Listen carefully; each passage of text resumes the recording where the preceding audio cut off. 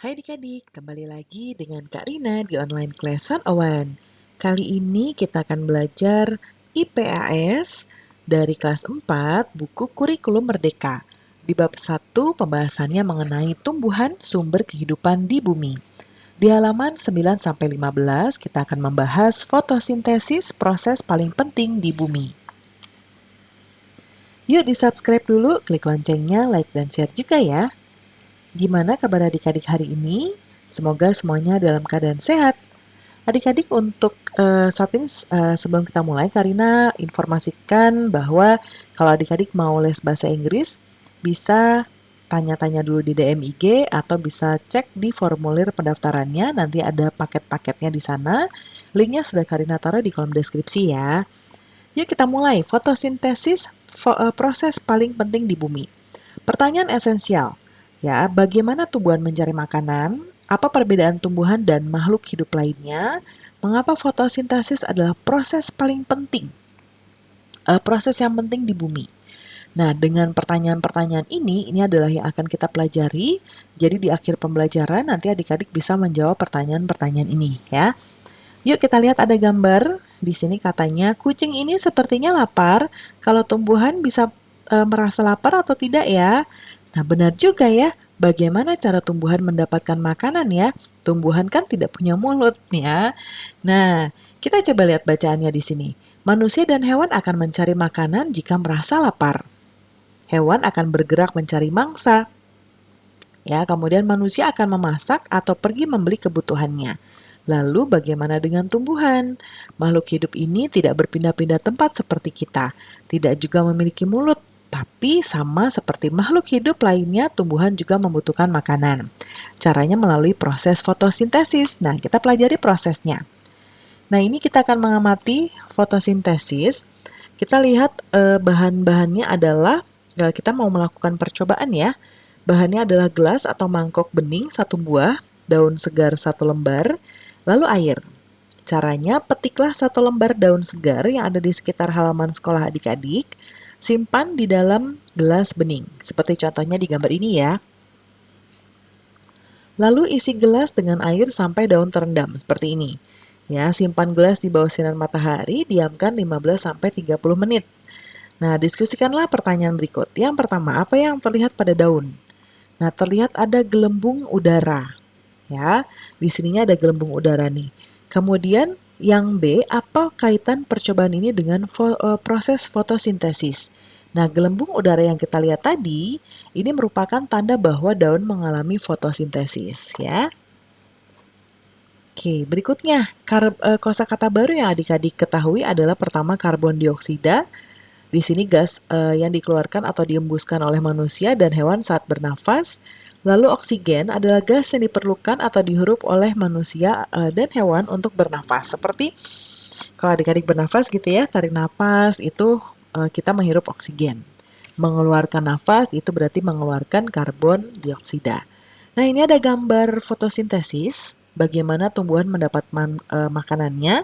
Ini bisa adik-adik baca dahulu ya prosesnya, lalu kemudian kita akan menjawab pertanyaan di berikutnya. Ya, kita diminta untuk membuat gambar ilustrasi seperti ini, step-stepnya atau langkah-langkahnya fotosintesis tadi. Nah, Karina membuat seperti ini, kurang lebih ya. Jadi dari sini kita bisa ikuti langkahnya. Yang pertama bagaimana tumbuhan menghasilkan, ini contoh dari buku, ini juga. Nah, yang ketiga ini air. Ya, air yang disimpan ya di tanah diserap oleh akar dan disalurkan oleh batang sampai ke daun. Lalu karbon dioksida, ya, gas karbon dioksida diserap oleh daun. Gas ini merupakan gas yang dihembuskan manusia dan hewan saat bernafas. Karbon dioksida juga dihasilkan dari pembakaran kendaraan bermotor, aktivitas pabrik, dan sebagainya. Yang kelima, proses fotosintesis, yaitu setelah semua bahan terkumpul, daun akan melakukan fotosintesis. Proses ini dilakukan di bagian daun yang tidak terlihat oleh mata kita. Namanya kloroplas, ya. Lalu bagian oksigen, jadi proses ini menghasilkan gas oksigen yang dilepas oleh daun ke udara. Nah, inilah yang kita gunakan untuk bernafas, ya. Lalu yang hasil akhir ini yang ketujuh ya. karbohidrat atau makanan. Nah, makanan yang dihasilkan disalurkan oleh batang ke seluruh bagian tumbuhan untuk tumbuh. Kelebihan makanan bisa disimpan dalam bentuk buah atau umbi, ya. Oke, berikutnya kosakata baru yang kita pelajari adalah, ini sudah tadi ya. Nah, ada bacaan lagi judulnya pentingnya fotosintesis. Adanya fotosintesis membuat makhluk hidup bisa bernafas dan makan. Inilah yang membuat tanaman menjadi sangat penting di bumi ini. Manusia dan hewan bergantung padanya. Nah, ini ada pembicaraan tanaman padi bisa tumbuh sampai panen karena tanaman melakukan fotosintesis. Kita bisa bernafas karena tumbuhan melakukan fotosintesis. Kita bisa makan nasi karena adanya proses fotosintesis ya. Jadi semua fotosintesis karena penting sekali. Nah, adik-adik kita coba lihat berikutnya, lakukan bersama dengan kelompok menjawab pertanyaan berikut. Yang pertama, dari mana tumbuhan mendapatkan karbon dioksida untuk berproses fotosintesis? Nah, karbon dioksida itu dihasilkan dari gas yang dihembuskan oleh manusia. Gitu ya, ketika adik-adik ngeluarin nafas itu karbon dioksida. Bisa juga dari hasil pembakaran kendaraan bermotor, aktivitas pabrik, dan lain-lain ya. Lalu yang B, dari mana manusia mendapatkan oksigen untuk bernafas? Tentunya dari hasil fotosintesis tumbuhan yang dilakukan oleh daun. Lalu yang C, apa hubungan antara tumbuhan, manusia, dan hewan pada proses fotosintesis? Hubungannya adalah manusia dan hewan menghasilkan gas karbon dioksida dari nafas yang dikeluarkan. Gas ini diperlukan untuk proses fotosintesis oleh tumbuhan. Nah, tumbuhan menghasilkan oksigen dan bahan makanan yang dibutuhkan manusia dan hewan. Yang D, mengapa proses fotosintesis adalah proses yang penting di bumi? Nah, karena dengan fotosintesis tumbuhan menghasilkan oksigen yang diperlukan makhluk hidup untuk bernafas.